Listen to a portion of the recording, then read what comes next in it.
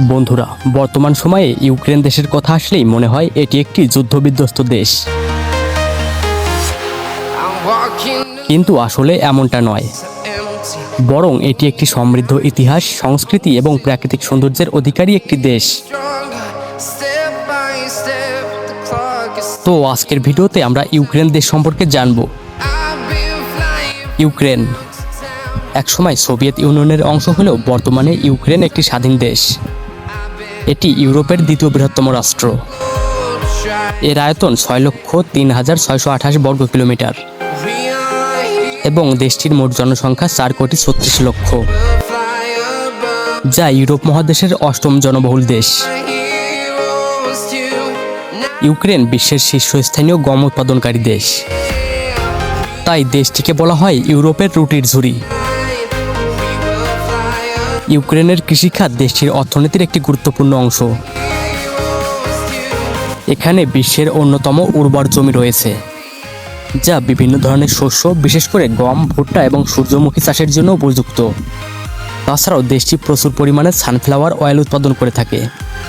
Ukraine বিশ্বের অন্যতম প্রধান খাদ্যশস্য রপ্তানিকারক দেশ। যুদ্ধের কারণে এই খাতটি ক্ষতিগ্রস্ত হলেও এটি এখনও বিশ্বের খাদ্য নিরাপত্তায় একটি গুরুত্বপূর্ণ ভূমিকা রাখে। যেহেতু ইউরোপের বেশিরভাগ দেশগুলোই উন্নত, সেখানে ইউক্রেন অনেকটাই পিছিয়ে আছে তাদের মাথাপিছু আয়ের দিক থেকে। এখানে দারিদ্র্যের হার এবং দুর্নীতির পরিমাণ অনেক বেশি। ইউক্রেনের অর্থনীতিতে কৃষিখাতের পাশাপাশি রয়েছে শিল্প খাত।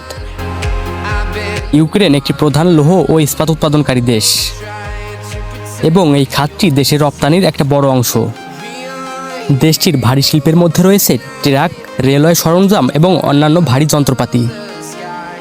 এছাড়াও দেশটি বিশ্বমানের জাহাজ এবং বিমান তৈরি করে থাকে।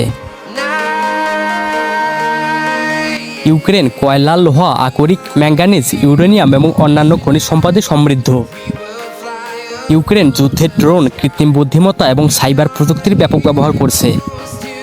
এছাড়াও এআই নিয়ন্ত্রিত ড্রোন, স্যাটেলাইট প্রযুক্তি এবং উন্নত অস্ত্র ও সরঞ্জাম ব্যবহার করে রাশিয়াকে প্রতিহত করার চেষ্টা করছে। ইউক্রেন একটি বৈচিত্র্যময় দেশ। ইউক্রেনের মেয়েরা অধিক সুন্দরী হয়ে থাকে। ইউক্রেনের মানুষেরা প্রচুর পরিমাণে মদ্যপান করে থাকে। ইউক্রেনের মানুষের দৈহিক গঠন, আকার আকৃতি, চেহারা সম্পূর্ণ রাশিয়ানদের মতো হয়ে থাকে। ইউক্রেনের মানুষের মধ্যে কোনো জাতিগত ভেদাভেদ নেই।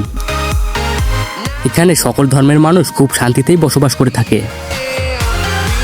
ইউক্রেনের সবচেয়ে ভয়াবহ দুর্ঘটনা ছিল চেরনোবিল দুর্ঘটনা। এটি ছিল তৎকালীন সোভিয়েত ইউনিয়নের অন্তর্ভুক্ত একটি বিস্ফোরণ, যা ইতিহাসে সবচেয়ে ভয়াবহ পারমাণবিক দুর্ঘটনা ছিল। From town to town, from London to Taiwan, I've been all around the